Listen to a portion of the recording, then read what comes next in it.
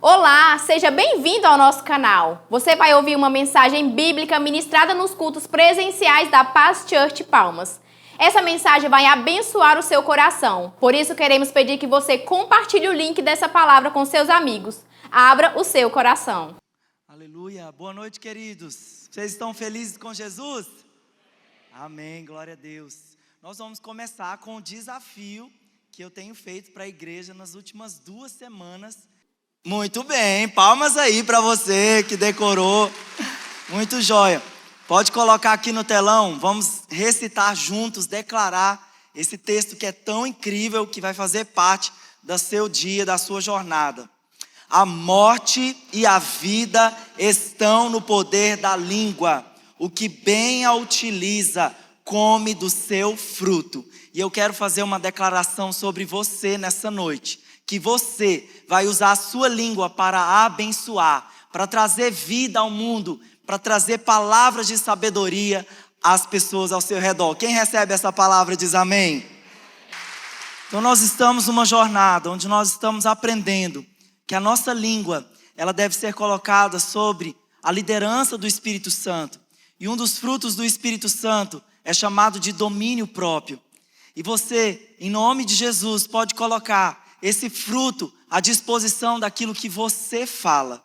Para isso nós estamos usando o texto de Tiago 3, que fala sobre o uso da língua, e também o texto de Números do capítulo 11 ao 13. Hoje nós vamos focar no capítulo 13 e um pouquinho mais no 14. Então na primeira palavra, eu e minha língua grande, quem aí está gostando dessa série de mensagens que termina hoje? Hoje é a terceira e última parte. Na primeira mensagem nós falamos sobre murmuração e como paralisar a murmuração através das palavras de gratidão. A segunda palavra foi sobre os perigos da crítica e aprendemos também o lugar certo, a hora certa de fazer a crítica e exercitarmos uma linguagem de elogio. Se você perdeu essas 2 primeiras palavras, você pode assisti-las no nosso canal do YouTube, Paz Palmas, amém? Agora você feche seus olhos, vamos consagrar esse tempo da palavra diante do Senhor. Pai, muito obrigado pelo privilégio de estarmos, Senhor, em Tua casa nessa noite. Senhor, com Sua palavra diz, alegrei-me quando me disseram, vamos à Tua casa. A Tua casa é lugar de cura, Tua casa é lugar de transformação, Tua casa é lugar de vida. E ao ouvirmos a Tua palavra nessa noite, ela restaura a nossa alma e ela nos ensine, Senhor, o lugar que a nossa língua deve estar, sob a liderança do Espírito Santo, em nome de Jesus, amém. Tiago 3, versículos 9 e 10, a Bíblia diz o seguinte: com a língua bendizemos ao Senhor e Pai, e com ela amaldiçoamos os homens, feitos à semelhança de Deus. Da mesma boca procedem bênção e maldição. Meus irmãos, não pode ser assim. Eu acho incrível aqui essa colocação que o Tiago está fazendo para nós, falando para mim e para você que a sua língua, ela pode ser usada tanto para abençoar, como também para amaldiçoar. Parece que nós estamos falando de alguém, lá na psicologia você ouviu sobre isso, sobre bipolaridade. Parece que em algum momento a sua língua, em alguma hora está abençoando, mas no mesmo momento amaldiçoando alguém. E o Tiago fala o seguinte, não pode ser assim. Então diga isso comigo, não pode ser assim. E eu vou dar um exemplo para você. Nós estamos nesses meses orando pelos nossos Natanaéis. Quem são os nossos Natanaéis? São os nossos amigos, familiares, parentes, pessoas próximas do nosso convívio, que nós estamos orando, gerando essas vidas para Jesus, para serem salvas, para serem transformadas pelo poder do Evangelho. E aí você vai lá diante do Senhor, apresenta diante de Deus o seu pedido, sua oração. Senhor, salva meu amigo daquela vida de prostituição, salva aquele meu amigo daquela vida de cachaça, salva, Senhor, eu já vejo meu amigo no próximo domingo lá na igreja, ouvindo a voz do Senhor, buscando a palavra do Senhor, eu já vejo meu amigo transformado pela Tua presença. Amém ou não amém? Aí você sai do seu momento a sós com Deus empolgado, e aí você abre a porta, e aí vê aquele seu familiar, aquele seu parente fazendo tudo o contrário que você acabou de orar. Ou você entra lá na rede social e você vê ele lá na gandaia, na balada. E aí você vira e fala assim, mas que filho do diabo. Tá vendo pra quê que eu vou ficar orando por essa pessoa?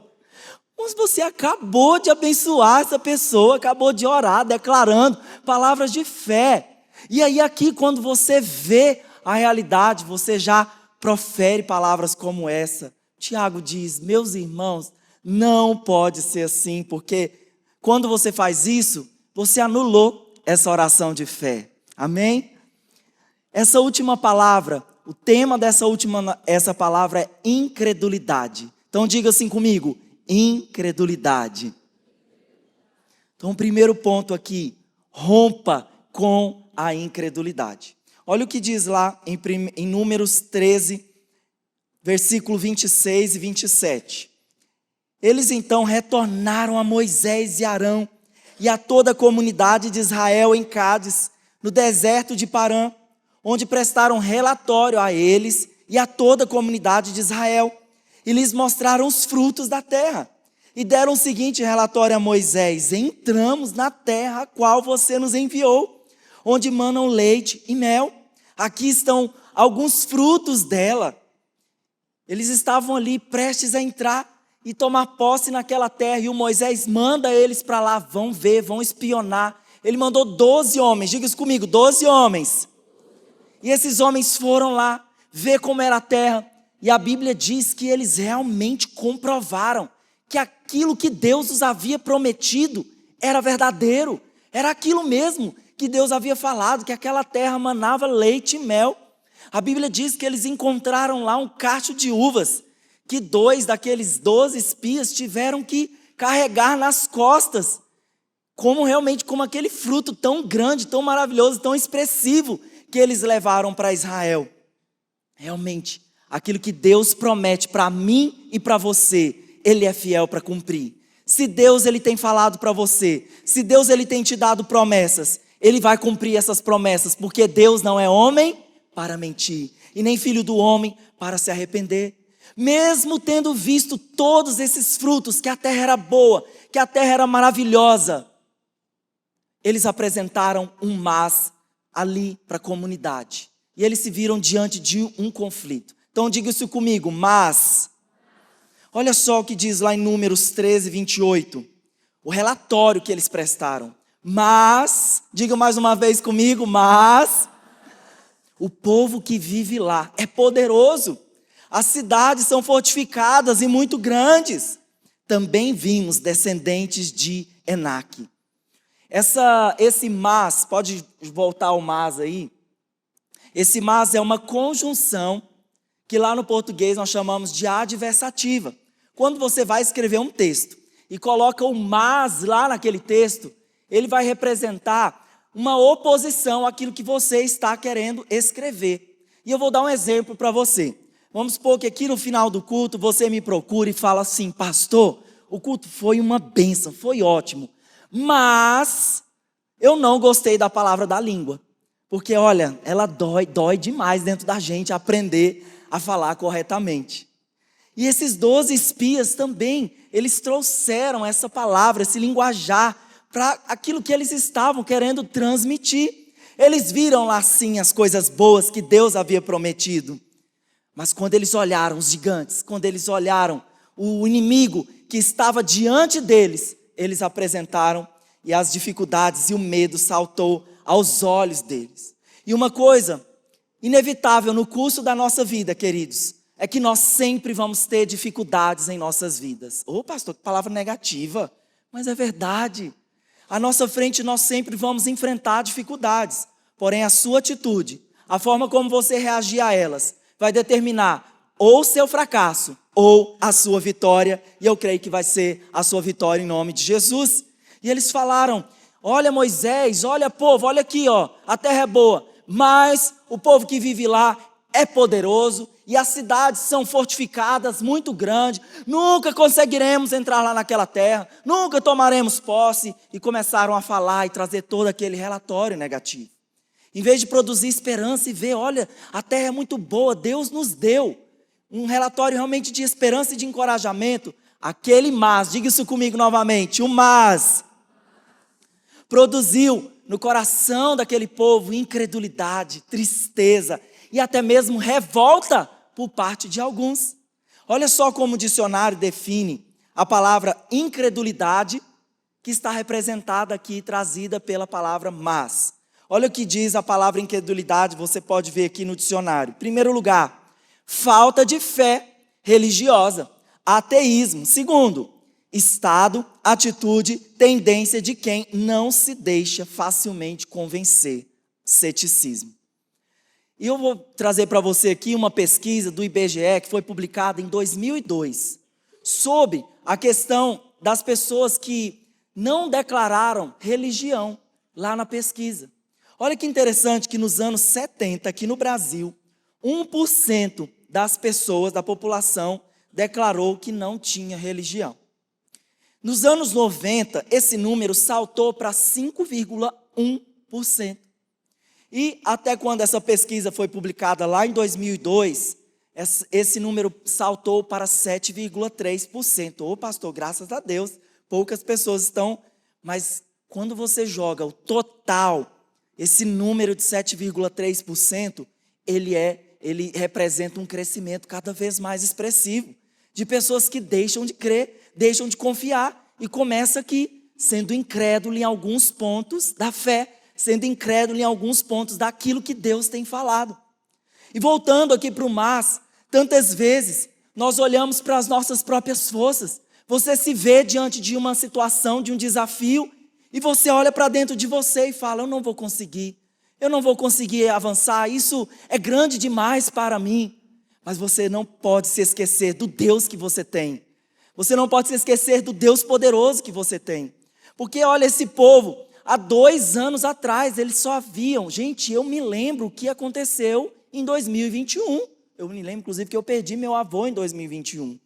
Então, 2 anos, há 2 anos atrás, esse povo estava no Egito, sendo liberto pelo Senhor com aquelas pragas poderosas, com aquele mar que se abriu.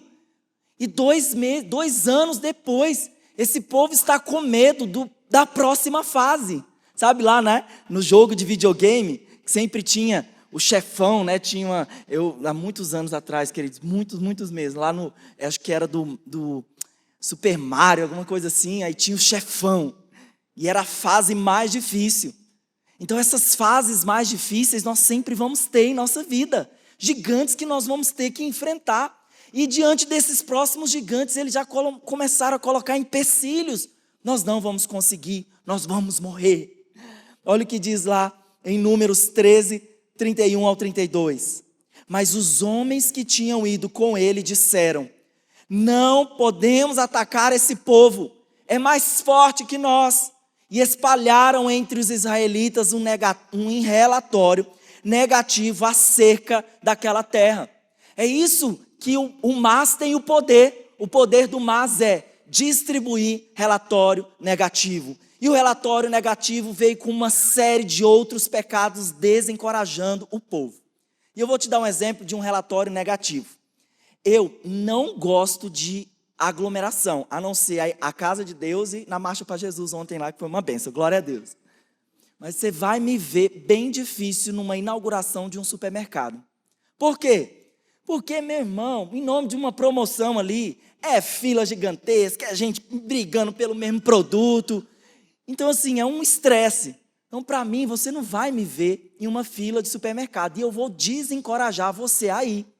Porém, é tão interessante que essa mesma informação de desencorajamento, para algumas pessoas que são loucos por promoção, para algumas pessoas que gostam desse movimento, desse vucu-vucu de gente, eles não vão se ater. Eu vou lá mesmo. Né? O jeito que o dinheiro está suado para ganhar, nós vamos lá mesmo pegar uma promoção. Então veja que uma mesma informação, eu posso desencorajar você, mas para outras pessoas isso pode ser um ânimo para ir lá, né, e realmente ver aquela inauguração lá. Números 14, 1 ao 4, olha o que o relatório negativo provocou lá na comunidade. Na igreja, viu, gente? Israel era a igreja de Jesus. Naquela noite, toda a comunidade começou a chorar em alta voz. Todos os israelitas queixaram-se contra Moisés. Parece que tudo que a gente viu lá atrás, as queixas, as críticas, voltaram aqui, de forma mais intensa. Queixaram-se contra Moisés e contra Arão. E toda a comunidade lhes disse: quem dera tivéssemos morrido no Egito ou nesse deserto. Porque o Senhor está nos trazendo para esta terra só para nos fazer cair a espada? Nossas mulheres e nossos filhos serão tomados como despojo de guerra. Não seria melhor voltar para o Egito? E disseram uns aos outros: escolheremos um chefe e voltaremos para o Egito. Então olha o que o relatório negativo provocou: choro ao invés de confiança, provocou reclamação maior, ao invés de se lembrarem, de agradecerem pelo que Deus havia feito lá no Egito. Provocou uma onda de críticas contra a bondade do Senhor. E rebelião se levantou contra os líderes. E eu vou falar para você algumas expressões aqui que talvez já partiram da sua boca alguma vez na sua vida. Veja se uma dessas expressões já não fizeram parte do seu dia a dia. Isso não vai dar certo. Duvido que isso vai acontecer. Nunca conseguiremos. Olha, não temos dinheiro para esse projeto. Pastor, não precisamos crescer tanto assim. Nossa célula pode ser bem pequenininha. Aleluia, o compromisso está aqui tão bom, tão intenso. Vou morrer com essa doença. Ou alguém diz para você: seu filho vai ser doente. Diz que uma igreja o pastor convocou o pessoal para orar. Inclusive, querido, sexta-feira, você que quer ser um homem ou mulher de oração, você que não quer viver nessa base da incredulidade, eu quero convocar você. Sexta-feira, 22 horas, tempo de oração aqui na igreja. E essa igreja convocou um tempo de oração. Por quê? A cidade onde eles moravam, as lavouras haviam secado. Eles estavam experimentando um tempo realmente de seca. E os líderes decidiram convocar o povo. Vamos orar para que chova. E aí marcaram a hora. E no meio daquela comunidade, uma criança ouviu aquela história. E aí, beleza, combinaram horário, ok, tudo bem, nos vemos lá. E aí, quando chegaram para o momento de oração, aquela criança que havia ouvido aquele desafio, a menina chegou com guarda-chuva, com botas e com capa de chuva. E aí, o irmão virou para o outro assim, quis rir da menina, olha lá.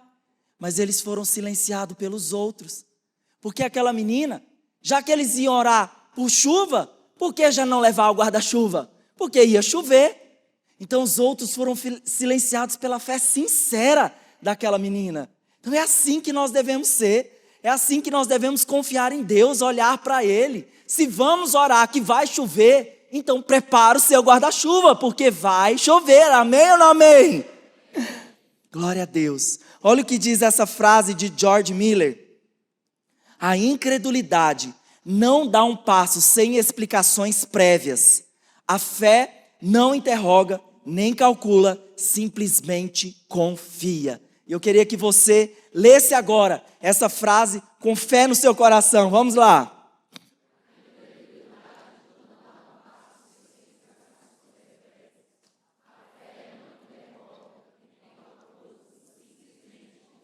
Confia. Então rompa com a incredulidade.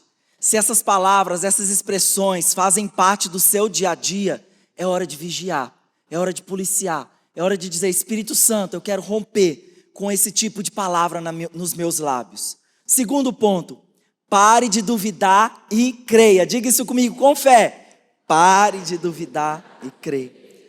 João 20, 27. E Jesus disse a Tomé: coloque o seu dedo aqui. Veja as minhas mãos, estenda a mão e coloque-a no meu lado. Pare de duvidar e creia. O que aconteceu aqui? Um dos discípulos de Jesus, pastor dos discípulos de Jesus, sim, um dos discípulos de Jesus foi acometido com esse mal de incredulidade, o Tomé. As mulheres já haviam visto Jesus, alguns discípulos já tinham visto Jesus após a ressurreição, e eles falaram: vimos o Senhor, nós vimos Jesus. Ele ressuscitou. E aí o Tomé, outra expressão, só acredito vendo. Quem já viu essa expressão? Só acredito vendo. Se ele não aparecer para mim aqui, se eu não tocar nas mãos dele, se eu não ver as marcas, eu não acredito. E queridos, a Bíblia diz que por uma semana o Tomé ficou com a pulga atrás da orelha. Uma semana. Os discípulos falaram, nós vimos o Senhor. E ele, eu só acredito vendo. E olha o que Jesus disse para ele após ele ver a Jesus. João 20, 28. Aliás, o que Tomé disse para Jesus. Senhor meu e Deus meu. Quando ele viu Jesus. Então Jesus disse para ele, porque você me viu, você creu? Felizes os que não viram e creram. São vocês. Felizes são aqueles que não viram e creram. Quem pode dizer o amém? E outra situação aqui, porque Jesus teve que falar para o Tomé, pare de duvidar e creia. Outra situação acontece lá em Lucas 1, onde o Zacarias, pai de João Batista, ele e a esposa queriam muito ter um filho. E aí Deus vem em resposta e envia um anjo para Zacarias. E olha só o que o anjo falou para ele. Zacarias perguntou ao anjo, como posso ter certeza disso? Porque o anjo falou, vocês vão ter um filho. Deus ouviu a oração de vocês. E eu, Zacarias, como eu posso ter certeza disso? Eu sou velho. E a minha mulher é de idade avançada. O anjo respondeu, sou Gabriel, o que está sempre na presença do Senhor. Fui enviado para lhe transmitir essas boas novas. Agora você ficará mudo, não poderá falar até o dia em que isso acontecer, porque você não acreditou em minhas palavras, que se cumprirão no tempo oportuno. Olha só que forte isso que o anjo falou para ele. Agora você vai ficar mudo, porque não acreditou. E se fosse na versão super atualizada dos dias de hoje essa colocação, o anjo teria falado assim para Zacarias, cala a boca, Zacarias. E eu queria que você falasse agora essa expressão, assim, cala a boca, Willy. Mas você vai falar com o seu nome, personalizado para você, tá bom? Então 3, 2, 1, vamos lá. Cala. Não é Zacarias não, cala a boca você. Eu penso que em tantos momentos nós precisamos mesmo silenciar aquilo que nós falamos. Olha uma terceira situação aqui, lá na conquista de Jericó. Deus deu a estratégia para Josué. Josué 6:10. Mas Josué tinha ordenado ao povo, não deem brado de guerra, não levantem a voz, não digam palavra alguma, até o dia em que eu lhes ordenar. Então vocês gritarão. Eu penso que se eu fosse o soldado, eu ia achar esse comando de dar volta ao redor das muralhas um absurdo. Porque eu poderia marchar lá falando assim, mas por que nós temos tantas armas, nós temos bazuca, atiradora, nós temos arco, nós temos flecha, para que ficar dando volta aqui ao redor desse negócio? Mas esse Deus nosso é realmente muito incrível. Foi por isso que Deus falou, marchem em silêncio, que era uma estratégia do Senhor. E o poder vem de Deus, porque com certeza eles ficariam murmurando, reclamando, e sendo incrédulos ali daquilo que Deus iria fazer. Provérbios 17, 28 diz, até o insensato passa por sábio quando fica calado, de boca fechada até parece inteligente. Pensa, gente, até o insensato se passa por sábio quando ele fica calado. Então, rompa com a incredulidade, pare de duvidar e creia. Pare de duvidar e creia. Nosso terceiro ponto aqui, vença com fé. Vamos continuar o texto aqui de Números 13, 30. Então Caleb fez o povo calar-se perante Moisés e disse, subamos e tomemos posse da terra, é certo que venceremos. Versículos 6 e 9 do 14. Josué e Caleb disseram a toda a comunidade dos israelitas, a terra que percorremos em missão de reconhecimento é excelente. Se o Senhor se agradar de nós, Ele nos fará entrar nessa terra onde manam leite e mel e dará a nós. Somente não sejam rebeldes contra o Senhor e não tenham medo do povo da terra, porque nós os devoraremos como se fosse pão. A proteção deles se foi, mas o Senhor está conosco. Não tenha medo deles. Queridos, de 12 homens que foram espionar essa terra, apenas 2 homens, Josué e Caleb. Diga isso comigo, Josué e Caleb. Josué e Caleb se levantaram com um espírito diferente, com um espírito de fé. A Bíblia diz lá em Salmo 125:1, os que confiam no Senhor. Vamos, como esse texto é muito conhecido, vamos declarar ele, me ajude a ler. Os que confiam no Senhor são como os montes de Sião, não se pode abalar, permanece para sempre. Se você está com seus pés firmados na rocha que é o Senhor, se você confia em Deus, se você crê em sua palavra, você deve tomar essa palavra como posse para a sua vida. Você não será abalado. Confie em Deus, você será inabalável. Como a Bíblia fala, permanece para sempre. Esses homens aqui, esses 2, o Josué e Caleb, eles tinham dentro do coração deles, no espírito deles, essa revelação. Nós não conhecemos impossibilidades. Nós conhecemos a Deus. Nós conhecemos o nome do Senhor. Se Deus mandou nós irmos, então nós vamos avançar. E eu queria falar para você, querido, eu sempre tenho falado assim, eu acho legal essa palavra positiva de vai dar tudo certo. A pessoa está lá vivendo uma impossibilidade e você bate a mão no ombro da pessoa e fala, vai dar tudo certo, legal, palavra positiva. Mas melhor ainda, se você estiver cheio desse espírito de fé, se você lá estiver se alimentando lá no seu tempo a sós com Deus, que nós chamamos de TSD, se você estiver se alimentando da palavra, se alimentando das escrituras, se alimentando de um relacionamento com o Espírito Santo, quando você estiver enfrentando qualquer impossibilidade na sua vida, ou alguém ao seu redor estiver passando por algo assim, o que vai sair de dentro de você nessa hora, não é só um vai dar tudo certo, vai ser a declaração da palavra de Deus para essa pessoa, que vai alimentar o coração dessa pessoa, que vai erguer a fé dessa pessoa. Então, querido, se você não estiver ok com o seu TSD, recalcule a rota. Recalcule a rota, não é assim lá que o aplicativo fala? Errou de rota, mudou de direção, recalcule a rota. Volte para o Senhor, porque sem fé não há, sem TSD não há fé. Amém? E nesse texto que nós lemos aqui, com essa fala de Josué e de Caleb, eu encontrei 5 atitudes da fé que esses homens experimentaram, da fé vitoriosa que esses homens experimentaram. Em primeiro lugar, eles falaram o seguinte, a terra é excelente. Eles viram lá aquela terra que emanava leite e mel.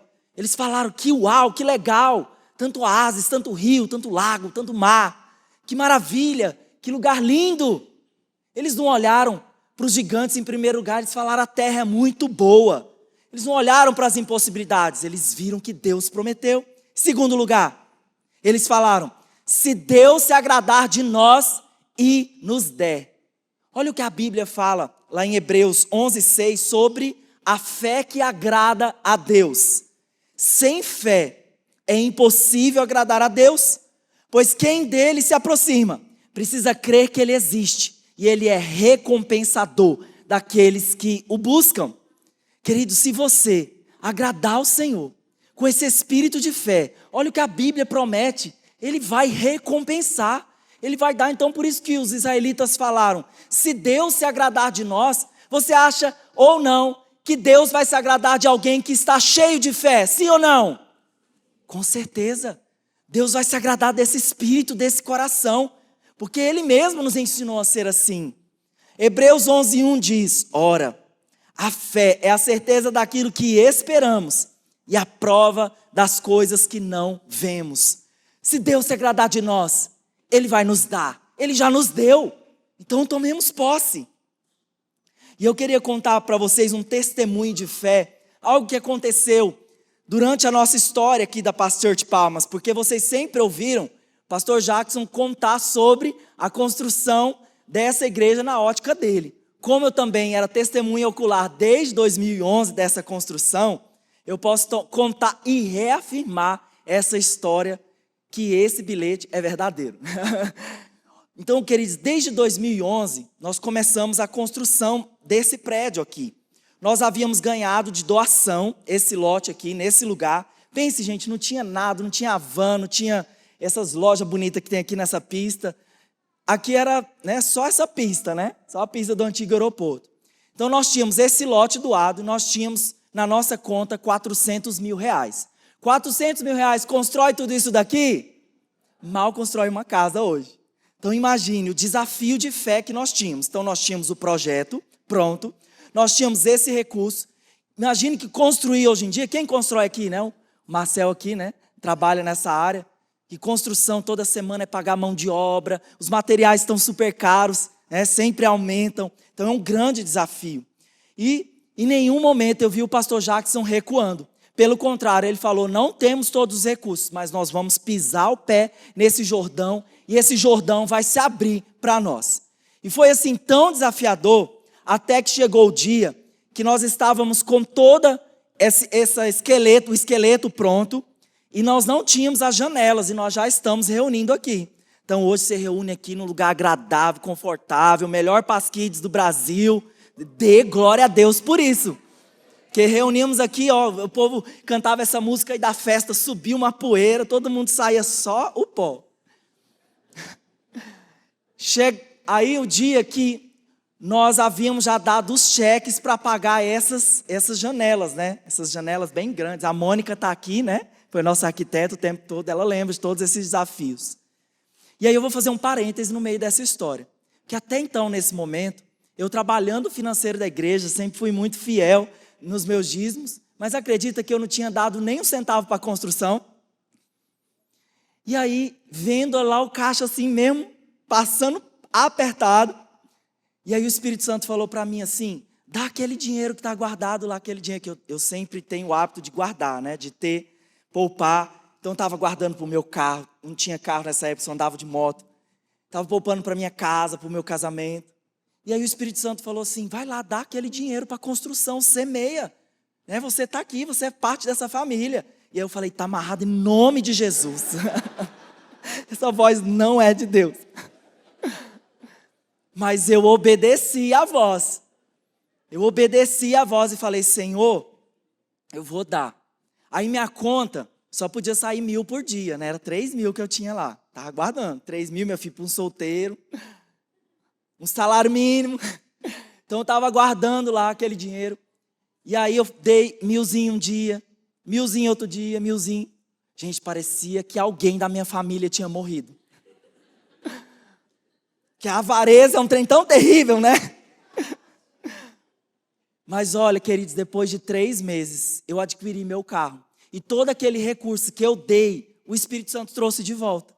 Pensa o poder da semeadura. Tá bom, vamos fechar o parênteses aqui e voltar para a história da igreja. Por quê? Ao mesmo tempo que os recursos se acabaram, nós também como igreja estávamos nos movendo em fé. Porque se nós aqui nos beneficiamos disso aqui, o dinheiro tem que sair do presidente, o dinheiro tem que sair da prefeita, o dinheiro tem que sair lá dos Estados Unidos, o dinheiro tem que sair do seu bolso, para nós construirmos o reino juntos.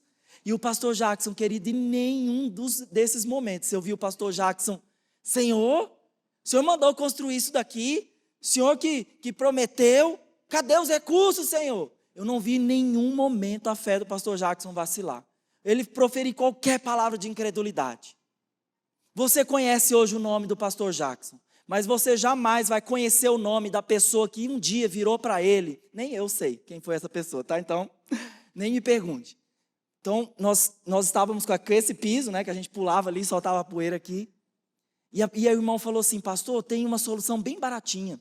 Vamos passar aquele vermelhão aqui na igreja. Né? Então imagina, o vermelhão do sangue do cordeiro aqui. E o pastor Jackson, não vou fazer isso, nós vamos colocar o melhor porcelanato que tem aqui, que é para Jesus. Melhor porcelanato da época. Então o nome do pastor Jackson, que andou em fé, que movimentou assim, que nos ensinou sobre isso, você conhece. Mas o nome desse irmão e o nome daqueles outros 10 espias lá, jamais vão ser lembrados. Porque a história só faz questão de lembrar homens e mulheres de fé. Homens e mulheres que nos estimulam, que nos ensinam, que se movem em Deus, amém? Glória a Deus. Demoramos 6 anos para construir. Nesses 6 anos não pegamos empréstimo, porque a igreja não pega nada emprestado, graças a Deus por isso. Mas quando terminamos, fizemos a conta, R$1.200.000 para terminar a parte assim, né? A parte aqui, né? O pintar, né? E tudo mais. Então pense assim, começamos com pouco, Mas com o tempo, e crendo em Deus, e perseverando, conseguimos concluir. Então, queridos, se Deus chamou, os recursos estão na mão de quem? De Deus. As respostas estão na boca de quem? De Deus. Se Ele promete, Ele é fiel para cumprir. Então esses homens falaram, se Deus se agradar de nós, Ele vai nos dar essa terra. E a terceira coisa que eles falaram, não ser rebeldes, não sejam rebeldes contra o Senhor. Então se você caminha em obediência naquilo que Deus tem te falado, a Bíblia diz, permaneça nesse lugar de obediência. E nós temos um acróstico aqui para essa palavra obediência. Como deve ser a obediência? A obediência deve ser obediência cia. Pode colocar lá o acróstico. A obediência deve ser completa, imediata e com uma atitude boa. Vamos dizer juntos essas 3 características dessa obediência para não sermos rebeldes contra o Senhor. A obediência deve ser... Amém, glória a Deus. A quarta coisa que eles falaram aqui, não tenham medo. E eu acho tão incrível isso que na Bíblia contaram lá, alguém contou, que para cada dia do nosso ano existe um não temas. E até mesmo para o ano bissexto, tem também o não temas. Então se a própria palavra do Senhor diz para nós não temermos, querido, por que você está temendo? Por que está temendo o dia de amanhã? Por que está temendo a falta ou não de recursos, se está trabalhando ou se não está? Se está saudável ou se não está? Não temas, o Senhor está contigo. Olha o que diz lá em Isaías 43:13. Ainda antes que houvesse dia, eu sou, e não há quem possa livrar alguém das minhas mãos. Agindo eu, quem impedirá? Você tem um Deus que diz, agindo eu, quem pode impedir? 1 João 4:4. Filhinhos, vocês são de Deus e os venceram, porque aquele que está em vocês é maior do que aquele que está no mundo.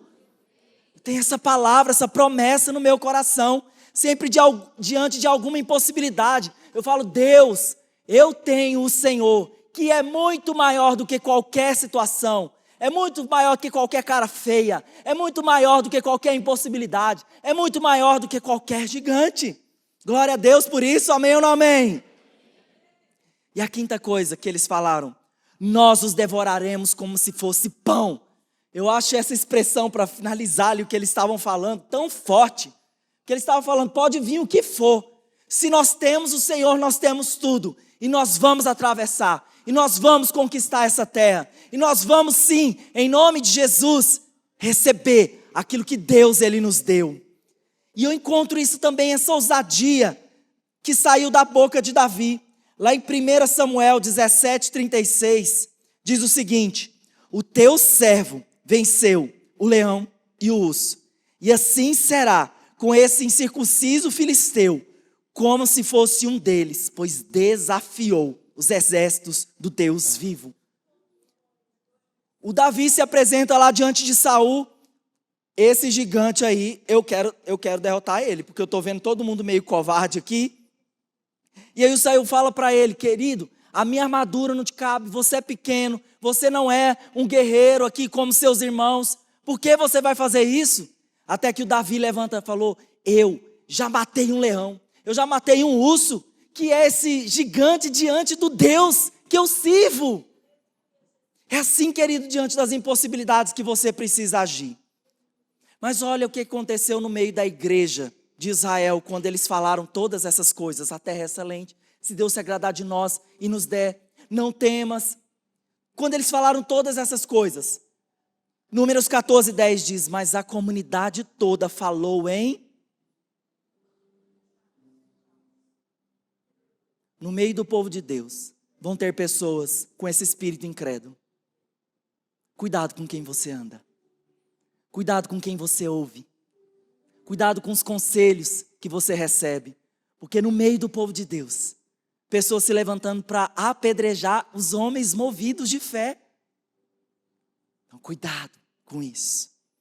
E no meio desse grupo aqui, 2 grupos, houve aqui uma divisão.